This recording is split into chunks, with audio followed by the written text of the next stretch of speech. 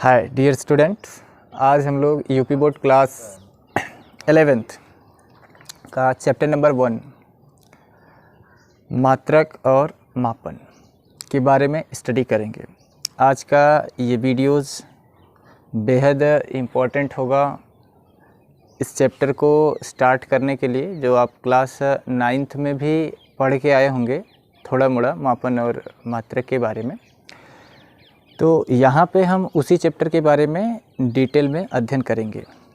तो आइए स्टार्ट करते हैं बेटा आज का ये सेशन। तो पहला चैप्टर होगा chapter number 1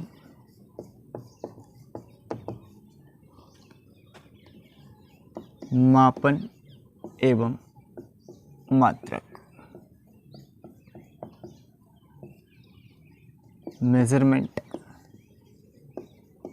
measurement and units.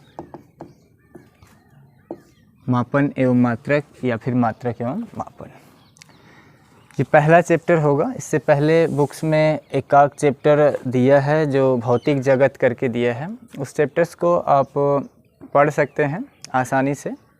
चैप्टरों में भौतिकी क्या है, विज्ञान क्या है, कैसे प्रौद्योगिकी क्या होती है, इन सब टॉपिक्स के बारे में दिया गया है। ठीक है, तो हम आपको उसके बारे में फ़िलहाल उस चैप्टर को नहीं पढ़ा के हम आपको स्टार्टिंग मापन एवं मात्रक वाले चैप्टर से कर रहे हैं। इसके अंतर्गत सबसे पहले हम लोग बात करेंगे बेटा मापन की। सबसे पहले हम लोग बात किसकी करेंगे? मापन की। तो हेडिंग लगाएंगे फर्स्ट ऑफ ऑल मापन की। मापन कहते किसे? What is measurement?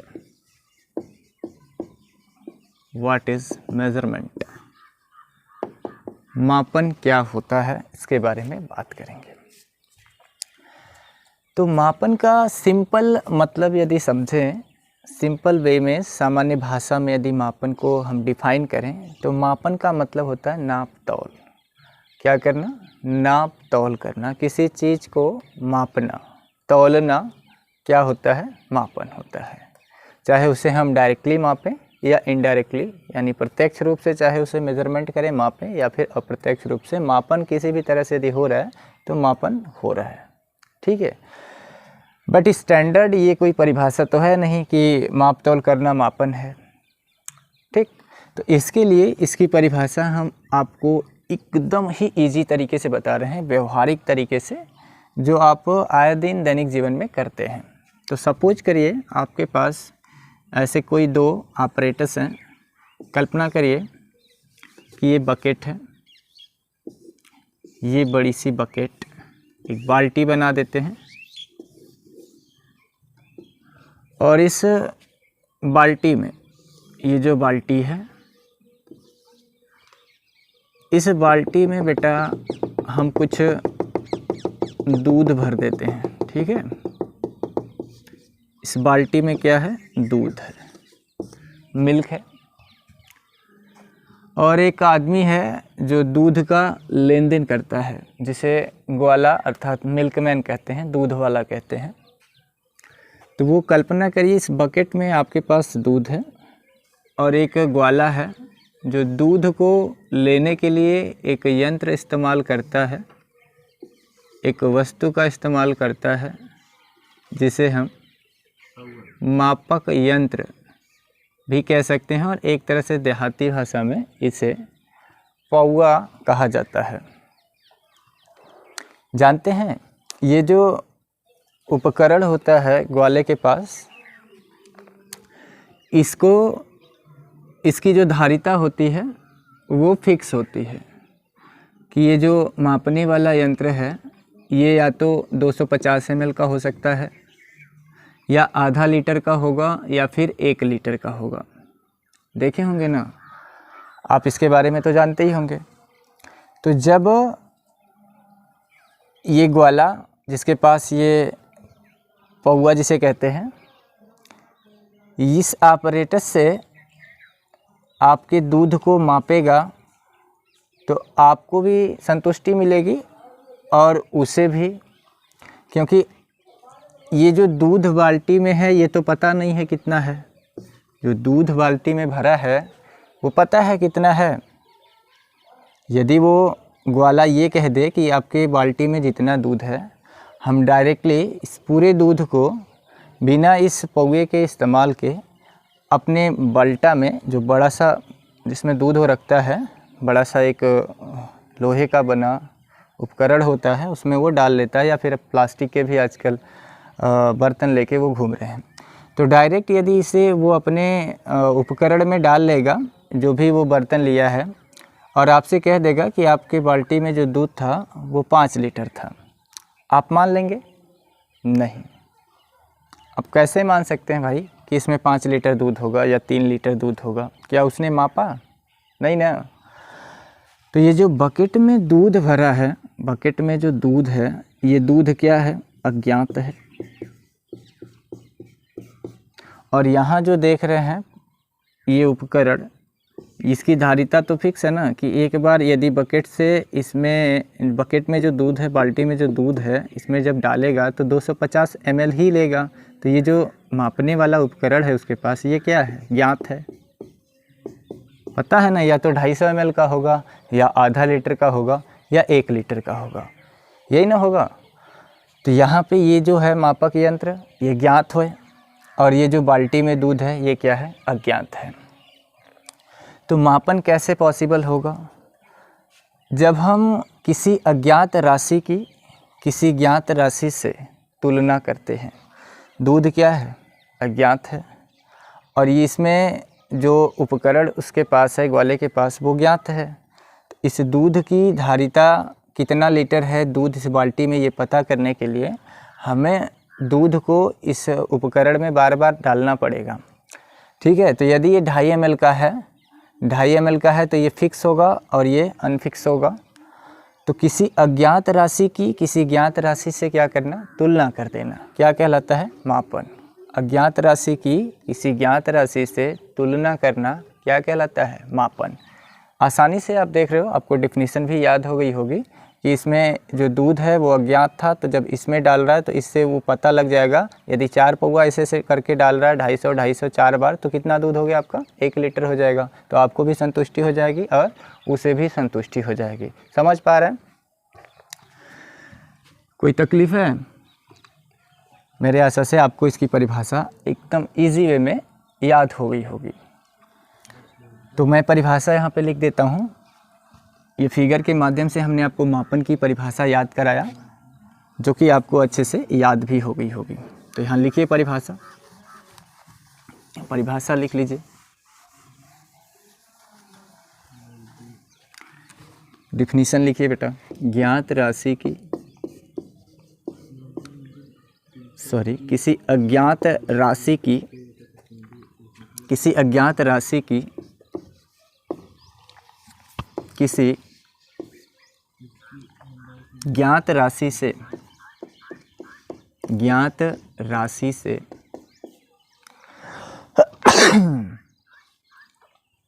किसी अज्ञात राशि की किसी ज्ञात राशि से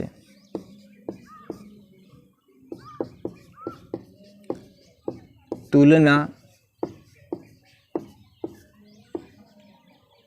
करने की प्रक्रिया को, तुलना करने की प्रक्रिया को मापन कहते हैं। मापन कहते हैं। किसी अज्ञात राशि की किसी ज्ञात राशि से तुलना करने की प्रक्रिया को क्या कहेंगे बेटा? मापन कहते हैं। ठीक है। ये हो गई मापन की परिभाषा कि कोई राशि यदि अज्ञात है, अननोन है, अनडिफाइंड है, तो उसे किसी डिफाइंड ऑब्जेक्ट के साथ उसका कंपेयर कर देंगे। तो जो ये प्रक्रिया चल रही है डिफाइन और अनडिफाइंड ऑब्जेक्ट की, उसी प्रक्रिया को हम क्या कह रहे हैं? मापन कह रहे हैं। अब आपके दिमाग में एक प्रश्न उठ रहा होगा कि आखिर इस मापन की आवश्यकता ही क्यों पड़ी? क्या ज़रूरत थी किसी चीज़ को मापने या तौलने के लिए? क्या जब ये मापन नहीं बना रहा होगा तब लोग माप तौल नहीं करते रहे होंगे? तभी तो मापन होता रहा होगा, लोग माप तौल करते रहे होंगे। आखिर इसकी आवश्यकता ही क्यों पड़ी हमारे दैनिक जीवन में? तो बता दें बेटा कि मापन की आवश्यकता हमारे दैनिक जीवन में इसलिए पड़ी क्योंकि मापन तो तब भी होता था जब ये मानक नहीं बनाए गए थे, तब भी मापन होता था। बट हर देश का मापन अलग अलग होता था। हर देश का जो मापन होता था वो अलग अलग होता था, वो फिक्स नहीं होता था, निश्चित नहीं होता था। इसीलिए जब भी एक देश से दूसरे देश कोई वस्तु आती थी, एक देश से खरीद के कोई वस्तु दूसरे देश में आती थी, तो जब वहाँ से पहली कंट्रीज़ में मान लीजिए, कल्पना कर लीजिए आप कि आप अमेरिका से आप मान लीजिए कोई सा चीज़ खरीद के लाते हैं, मैं भी सोना ही मान लीजिए, आप अमेरिका से मान लीजिए आप सोना लेके आते हैं और वहाँ से जो सोना ख़रीदे आप, लेट सपोज करिए कि वो जो सोना था वो 2 kg का था, ठीक है। अमेरिका से कल्पना करिए आप 2 kg सोना लेके आए और जब उसे इंडिया में मेज़रमेंट किया गया तो ये 2 kg नहीं होके कुछ या तो 2 से बड़ा ही हो जाता था या 2 से कम ही हो जाता था, क्योंकि हर देश के जो मापन थे, जो मापक यंत्र बनाए गए थे, जो मेज़रमेंट था वो अलग अलग था हर देश का। तो स्टैंडर्ड मानक बनाने के लिए, ताकि हर देश का मापन मतलब जो मानक हो वो समान हो, इसी के लिए मापन बनाया गया, मतलब मापक यंत्र बनाए गए। मापक यंत्रों की आवश्यकता हमारे दैनिक जीवन में इसीलिए पड़ी। जैसे आप कहेंगे कि नहीं, जो 1 मीटर होगा वो इतना बड़ा सा 1 मीटर है, कोई व्यक्ति कहता कि ये मेरा 1 मीटर है, दूसरा व्यक्ति कहेगा नहीं हमारा 1 मीटर इतना बड़ा है, तो झगड़ा हो जाएगा कि नहीं दोनों में। इसलिए स्टैंडर्ड बनाए गए कि जो 1 मीटर होगा वो 100 सेंटीमीटर का ही होगा, जो चाहे किसी भी कंट्री का हो, ठीक है। तो इसके लिए क्या हुआ, इसके लिए 1971 में 1971 में जेनेवा में 1971 में जेनेवा में इंटरनेशनल बैठक होती है, अंतर्राष्ट्रीय बैठक होती है। कहाँ पे? जेनेवा में। 1971 में ये तय किया जाता है कि ऐसा है कि हर देश मिलके एक स्टैंडर्ड बनाए, एक निश्चित मापक बनाए, मापन बनाए, निश्चित मापक यंत्र बनाए, जिसमें ये डिफ़ाइन हो कि जो 1 मीटर है या 1 किलोग्राम है या फिर 1 सेकेंड है, वो इतने को ही कहेंगे, ठीक है, वो फिक्स होना चाहिए। इसके लिए 1971 में जिनेवा में इंटरनेशनल बैठक होती है, अंतर्राष्ट्रीय बैठक होती है, जिसमें दुनिया भर के साइंटिस्ट जाते हैं और उस समय 6 राशियों को एज ए मानक के तौर पर डिफ़ाइन किया जाता है, माना जाता है। वो 6 राशियाँ, जैसे जो लंबाई है, लंबाई का जो मानक बनाया गया उस समय वो मीटर बनाया गया और ये बताया गया कि 1 मीटर कितने को कहेंगे, ठीक है। मानक मीटर, मानक सेकेंड, मानक किलोग्राम, इन सब की डिफिनीशन आप क्लास 9th में पढ़े होंगे, ठीक है। जैसे मानक सेकेंड की जो परिभाषा है कि 1 सेकेंड वह समय अंतराल है जिसमें परमाणु घड़ी का सीजियम परमाणु 91, 92, 63, 17, 70 बार कंपन करता है। तो ये स्टैंडर्ड डिफिनीशन बनाए गए, मान लिया गया कि इतना को ही 1 सेकेंड कहेंगे या इतना किलोग्राम होगा तो उसे, इतने ग्राम को इतना किलोग्राम कहेंगे। ये स्टैंडर्ड बनाया गया कि 1000 ग्राम होगा तो उसे 1 किलोग्राम कहेंगे। तो मानक की आवश्यकता हमारे दैनिक जीवन में इसीलिए पड़ी ताकि हर देश में जो अलग अलग मापन होते हैं या फिर मापक यंत्र होते हैं वो डिफरेंट होते हैं, और यदि डिफरेंट होंगे तो हो सकता है कि किसी भी चीज़ का जो वस्तु हो, कभी छोटी हो कभी बड़ी हो, कभी मास बढ़ सकता कभी घट सकता है। इसी वजह से दैनिक जीवन में जो मापन की आवश्यकता हुई वो इसीलिए हुई ताकि हम सुविधा के अनुसार किसी भी देश से कोई भी चीज़ इंपोर्ट या एक्सपोर्ट करें तो उसे अपने यहाँ यदि मेज़रमेंट करें तो उसके भार में या उसके द्रव्यमान में कोई भी चेंज नहीं आना चाहिए। तो ऐसे ही मापन नहीं किया गया या मापक यंत्र जो बनाए गए वो ऐसे ही नहीं बना दिए गए। इनके लिए सब देश के साइंटिस्टों ने मिला और मिल के यही जिनेवा में बैठक हुई थी, ठीक, तो आपको समझ में आ गया होगा कि आखिर दैनिक जीवन में हमें मापन की आवश्यकता की क्यों पड़ी, इसके पीछे का यही रीज़न था। अब एक बात और करते हैं कि किसी चीज़ को मापने के लिए किन दो चीज़ों की आवश्यकता पड़ती है। किसी भी चीज़ को यदि हम मापें तो उसके लिए किन दो चीज़ों की हमें आवश्यकता पड़ेगी, या किन दो चीज़ों में से कोई चीज़ यदि गायब हो जाए तो क्या हमारा मापन पॉसिबल है या नहीं है। और ये बात करते हैं आगे बेटा। आगे बात करते हैं कि किसी भी भौतिक राशि को दर्शाने के लिए किन दो मानकों की हमें आवश्यकता पड़ती है। ठीक है, देखिए तो यहाँ हम लिख देते हैं भौतिक राशि का निरूपण। भौतिक राशि का निरूपण।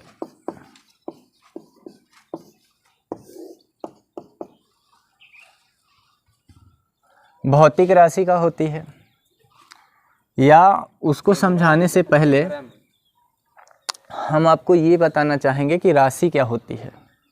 जब हम राशि जान जाएंगे तो फिर हम आपको भौतिक राशि बताएंगे, और जब भौतिक राशि हम जान जाएंगे तो भौतिक राशि का निरूपण बोले तो रिप्रेजेंटेशन करने के लिए किन दो चीज़ों की आवश्यकता होगी वो भी हम समझ जाएंगे। ठीक है, भौतिक राशि का निरूपण। चलिए ठीक है, यही रहने देते हैं। सबसे पहले हम बात करेंगे कि राशि क्या होती है, क्योंकि हम फिजिक्स में आए समय हर समय राशि या भौतिक राशि बोलते ही रहते हैं। राशि राशि कहते ही है, भौतिक राशि भी कहते हैं। तो राशि क्या होती है, क्वांटिटी किसे कहेंगे। तो राशि का मतलब होता है बेटा जिसमें केवल और केवल संख्यात्मक मान हो। जिसमें क्या हो, केवल संख्यात्मक मान हो, गिनती हो, आंकिक मान हो, संख्या हो, उसी को क्या कहते हैं, राशि। जिसमें केवल क्या हो, संख्यात्मक मान हो, या यूँ कह लीजिए कि उसमें केवल गिनती हो, अंक हो, आंकिक मान हो केवल, उसी को क्या कहेंगे, राशि। राशि की परिभाषा याद हुई, जिसमें केवल क्या हो। इस चीज़ को समझने से पहले हम आपको दो चीज़ें और समझा देते हैं बेटा। पहले राशि के बारे में बातचीत कर लेते हैं पहले, क्योंकि ये छोटी छोटी चीज़ें हैं जिन्हें जानना बेहद ज़रूरी है कि आखिर राशि क्या होती है। तो राशि की परिभाषा मैं लिख रहा हूँ यहाँ पे कि जिसमें केवल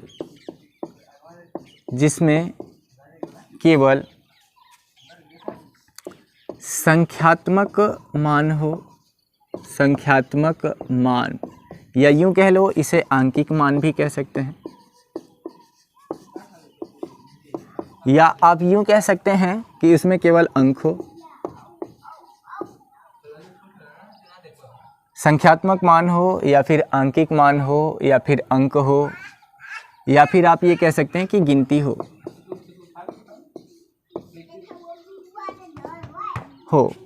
उसे क्या कहेंगे बेटा, राशि। उसे क्या कहते हैं, राशि कहते हैं, उसे राशि कहते हैं। ठीक है, समझ में आया। अब कहेंगे कि ठीक है परिभाषा तो लिख दिए, बट जैसे कोई उदाहरण दे देते तो थोड़ा और क्लियर हो जाता। तो आइए एक उदाहरण भी प्रस्तुत कर देते हैं आपके सामने कि आखिर राशि क्या है। तो इसका उदाहरण आप बता सकते हैं जैसे कि किसी देश की जनसंख्या,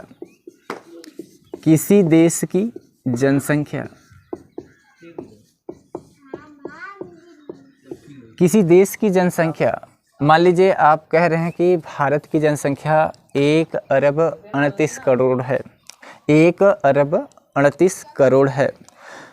तो आप तो बस यही कहोगे ना कि 1 अरब 38 करोड़। क्या आप ऐसे बोलोगे कि हमारे भारत देश की जनसंख्या 1 अरब 38 करोड़ किलोग्राम है? ऐसे कहोगे? ऐसे कहने की तो ज़रूरत ही नहीं पड़ेगी आपको। क्यों? क्योंकि आप जब ये बात रिप्रेजेंट कर रहे हैं तो सामने वाला आपकी बात को पूर्णतया समझ जा रहा है। उसे ज़रूरत नहीं पड़ रही है कि आप इसके पीछे कोई यूनिट भी लगाओ, क्योंकि संख्या तो संख्या केवल गिनती ही तो आएगी उसमें, देश की जनसंख्या में। किसी आदमी का वेतन, किसी आदमी का वेतन, ये भी आप उदाहरण में लिख सकते हैं, किसी आदमी का वेतन। मान लो कोई आदमी यदि 5,000 रुपये कमा रहा है, या चलिए 50,000 रुपये कमाता है पर मंथ, कोई आदमी है जो पर मंथ 50,000 रुपये कमाता है, तो आप ऐसे तो कहेंगे नहीं कि वो आदमी 50,000 रुपया किलोग्राम कमाता है, ऐसे नहीं कहेंगे, क्योंकि ज़रूरत ही नहीं पड़ेगी। इतनी बात कह देने से वो सामने वाला आपकी बात को पूर्णतया समझ जाएगा, उसके दिमाग में खुजली नहीं होगी कि यार कुछ ऐसा लग रहा है कुछ छूटा है। जैसे होता ना कभी कभार के कि मैं कहूँ कि मैंने आपका काम, फिर मैं शांत हो जाऊँ, तो आपको खुजली होगी ना कि आगे क्यों नहीं बोल रहा है, आगे क्यों नहीं बोल रहा है, बात तो अधूरी लग रही है। तो यहाँ लेकिन बात अधूरी नहीं है, यहाँ तो बात क्या है, कंप्लीट है। आपने बोला, सामने वाले ने समझ गया। तो ये जो बोल रहे हैं आप, ये केवल और केवल क्या है, ये राशि है। ये क्या है, केवल राशि है, क्योंकि इसमें यूनिट आ रहा है। अब ऐसा मत कहना कि रुपया यूनिट है, ये 1 अरब 38 करोड़ यूनिट है, यूनिट है ये नहीं। किसी वस्तु की संख्या भी लिख सकते हैं, किसी आदमी के पास वस्तुओं की संख्या। ये सब क्या है, राशियां हैं। इनमें प्योर अंक आ रहे हैं, प्योर गिनती है, केवल आंकिक मान आ रहे हैं, संख्यात्मक मान आ रहे हैं, इनके अलावा कोई भी यूनिट नहीं आ रहा है इनके पीछे। ठीक है, तो ये क्या हो गई, राशि हो गई। इसे राशि कहेंगे, क्योंकि भौतिकी में बहुत ज़्यादा, भौतिकी में हम भौतिक राशियों का नाम लेते हैं बहुत ज़्यादा। तो राशि, उम्मीद करते हैं राशि क्या है, किसे कहेंगे, आप इसके बारे में अच्छे से समझ गए होंगे। इसके बाद बात करते हैं भौतिक राशि किसे कहते हैं।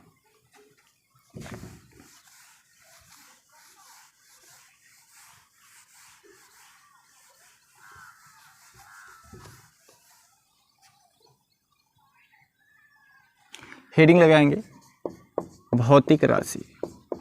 भौतिक राशि या राशियाँ, फिजिकल क्वांटिटीज़, फिजिकल क्वांटिटीज़।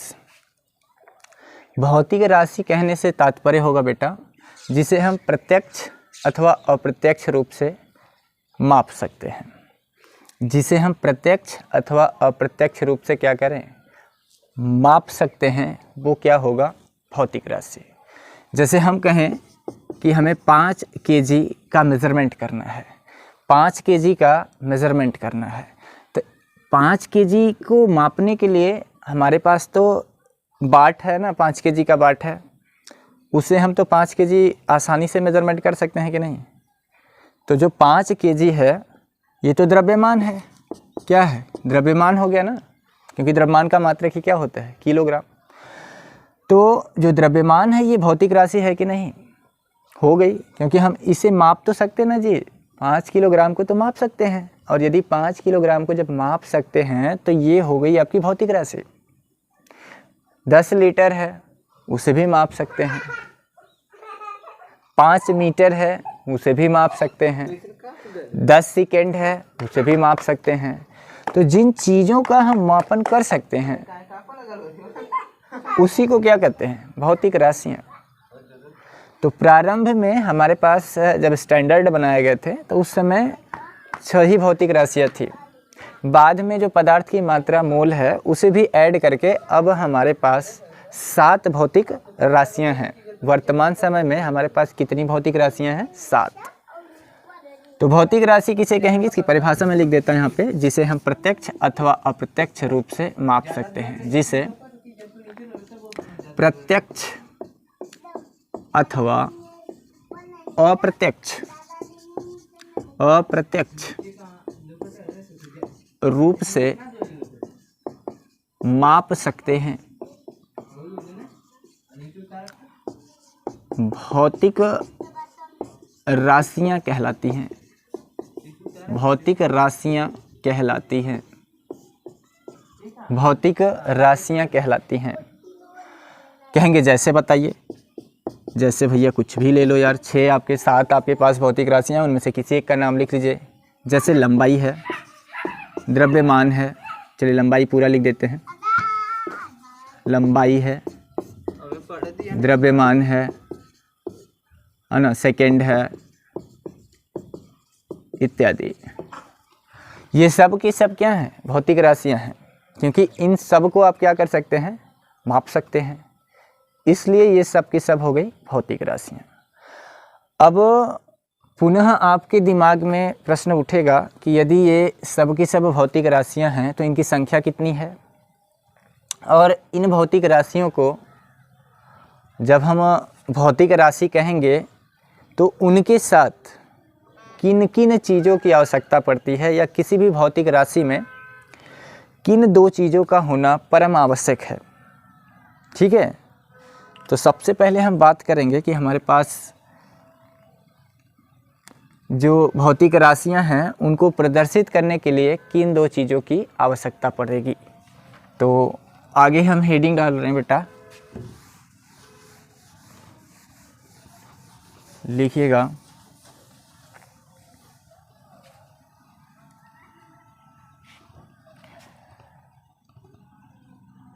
भौतिक राशियों को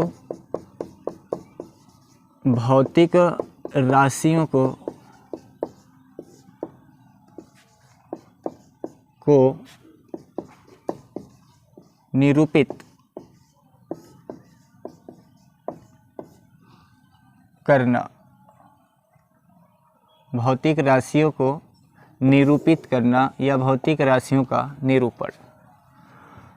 भौतिक राशियों को निरूपित करने के लिए या रिप्रेजेंट करने के लिए या उन्हें दिखाने के लिए या दर्शाने के लिए हमें मूल रूप से 2 चीज़ों की आवश्यकता पड़ती है। उन 2 चीज़ों में से कोई एक कट जाएगा, कोई एक गायब हो जाएगा तो भौतिक राशि न रह के केवल और केवल क्या बन जाएगी? राशि बन जाएगी। ठीक है, जैसे बात हम करते हैं कि हमने लिखा है 5 किलोग्राम। ठीक है बेटा, हमने क्या लिखा? 5 किलोग्राम। अब इसमें आप ध्यान से देखो तो 5 जो है ये तो गिनती है, 5 क्या है? गिनती है। 5 किलोग्राम ये द्रव्यमान का मानक है ना जी, मतलब द्रव्यमान का ही मात्रक क्या होता है? 5 किलो मतलब किलोग्राम होता है। और यहाँ पे हमने जो द्रव्यमान लिया है, मान लीजिए वो द्रव्यमान में कुछ भी हो सकता है, फॉर एग्जाम्पल के लिए वो आलू है, आलू को तो किलो में ही नापेंगे ना जी। ठीक है, तो आलू कितना केजी है? 5 केजी है। अब हम आपसे पूछेंगे कि क्या आलू आपका भौतिक राशि हुआ कि नहीं? तो जी हुआ, क्योंकि भौतिक राशि को रिप्रेजेंट करने के लिए 2 चीज़ों की ही आवश्यकता पड़ती है। एक तो उसका संख्यात्मक मान होता है या फिर आंकिक मान आप कह लीजिए, और दूसरा उसका मात्रक। ठीक है, तो जो 5 है ये क्या है? ये आंकिक मान है। 5 क्या है? आंकिक मान। और जो किलोग्राम है ये क्या है? इसका मात्रक है। किलोग्राम क्या है? मात्रक। तो भौतिक राशि को निरूपित करने के लिए मूल रूप से 2 चीज़ों की आवश्यकता पड़ती है। वो 2 चीज़ें कौन कौन है? एक तो उसका आंकिक मान हो गया, दूसरा उसका मात्रक हो गया। इन दोनों में से कोई एक गायब हो गया तो वो फिजिकल क्वांटिटी ही नहीं रहेगी, वो फिजिकल क्वांटिटी यानी भौतिक राशि हो ही नहीं पाएगी। ठीक है बेटा, तो इस बात का मतलब क्या है कि जब आप बोल रहे हैं कि हमें 5 किलो आलू चाहिए तो आप उसमें गिनती का भी सहारा ले रहे हैं, लगे हाथ उसके मात्रक का भी इस्तेमाल कर रहे हैं। अब यदि आपको कहना ही है कि हमें आलू चाह रहा है तो आप दुकानदार से जाके ये नहीं बोलेंगे कि मुझे किलो दे दो, ये किलो तो वो बाट दे देगा ना। आपको आलू चाहेगा और आलू लेना है और दुकानदार से आप जाके कहते कि मुझे किलो दे दो, तो वो तो बाट थमा देगा, किलो किलो ले लो। या आप जाके दुकानदार से ऐसे भी ना कहोगे कि मुझे 5 आलू दे दो, यदि आप 5 आलू कहते हो तो गिन के 5 आलू तो देगा नहीं, वो कहेगा 5 आलू, मतलब उसे वो वेट करेगा ना। 5 आलू का मूल्य फ्री में थोड़ा दे देगा, वैसे ही 5 आलू उसका वेट करेगा कि कितना ग्राम है, कितना किलोग्राम है, वो वेट करेगा ना उस आलू का। 5 आलू आपको ऐसे ही दे देगा नहीं। तो जब भी आप सामान लेने जाते हैं तो उसके दौरान आप दोनों का इस्तेमाल करते हैं। चीनी यदि चाहेगा तो आप तो 5 चीनी नहीं ना कहोगे, 5 चीनी कुछ और ही हो जाएगा, दुकानदार शायद कोमा में चला जाए, हैं? ऐसा नहीं ना होगा। 5 चीनी का दाना गिनेगा वो, कि पान और चीनी सटा के दे देगा, मतलब भैया पान है हाई चीनी है, सटा देते हैं, पान चीनी हो गया? नहीं। तो इन दोनों में से कोई एक यदि गायब होगा तो वो भौतिक राशि हो ही नहीं सकती। तो उम्मीद करते हैं आप इसके बारे में समझ पा रहे होंगे। अब इसे निरूपित करने के लिए किन दो मूल चीज़ों की आवश्यकता होती है वो मैं यहाँ लिख रहा हूँ। किसी भी भौतिक राशि को निरूपित करना, यहाँ लिखेंगे कि भौतिक राशि को निरूपित करने के लिए किसी भौतिक राशि को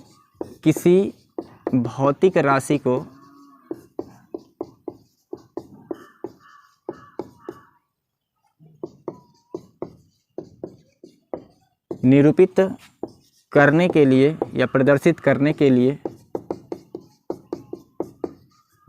मूल रूप से दो चीज़ों की आवश्यकता पड़ती है। दो चीज़ों की आवश्यकता पड़ती है।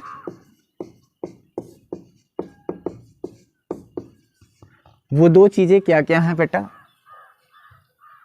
तो दो चीज़ें हैं, वो दो चीज़ें हैं, पहला उसका संख्यात्मक मान और दूसरा उसका मात्रक। पहला होगा संख्यात्मक मान और दूसरा होगा उसका मात्रक। अब कहेंगे संख्यात्मक मान क्या होता है और ये मात्रक क्या होता है? तो संख्यात्मक मान जिसको हम आंकिक मान या फिर गिनती या अंक भी कह सकते हैं, इंग्लिश में न्यूमेरिकल वैल्यू कहते हैं। और मात्रक यानी यूनिट्स क्या होता है?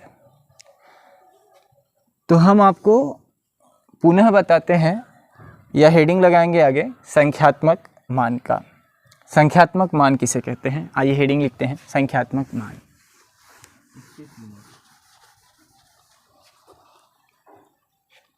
हेडिंग लिखेंगे संख्यात्मक मान, या यूं कह लीजिए इसका अन्य नाम भी है, आंकिक मान भी कह सकता है। इंग्लिश में इसको न्यूमेरिकल वैल्यू कहेंगे, न्यूमेरिकल वैल्यू।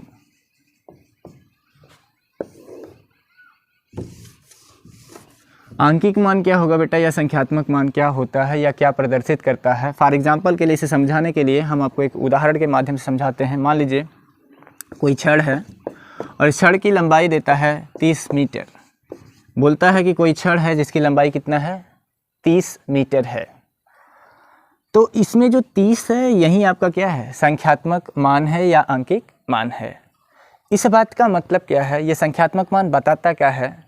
तो संख्यात्मक मान से तात्पर्य ये होता है कि दी गई संख्या में या दी गई भौतिक राशि में उसका जो संख्यात्मक मान होता है वो ये बताता है कि वह उसमें कितनी बार सम्मिलित है। जैसे 30 मीटर का क्या मतलब है कि एक एक मीटर कितनी बार इंक्लूड किया गया होगा बेटा? तो 30 बार इंक्लूड किया गया होगा, 30 बार जोड़ा गया होगा तो जाके क्या तैयार होगा? 30 मीटर तैयार हुआ होगा। अब आप कहेंगे कि यहाँ एक एक मीटर ही क्यों लिख रहे हैं, क्यों ना 10-10 मीटर लिख दिए? तो मानक जो तैयार किया गया था वो 1 मीटर का तैयार किया गया था, न कि 10 मीटर का।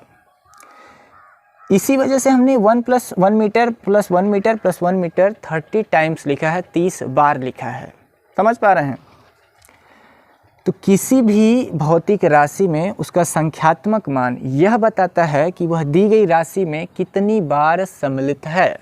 जैसे आपको यही क्वेश्चन देके ये पूछे कि इस कथन से आप क्या समझते हैं,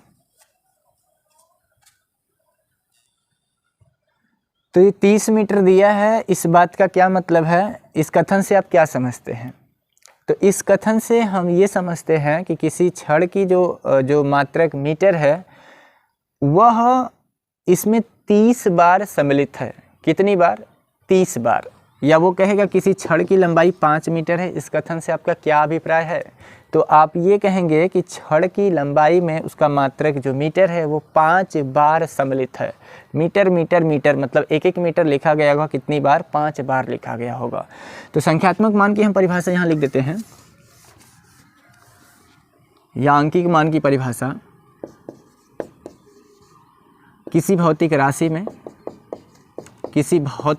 में संख्यात्मक मान यह दर्शाता है कि उसका मात्रक उसमें कितनी बार सम्मिलित है, उसमें कितनी बार सम्मिलित है, कितनी बार सम्मिलित है।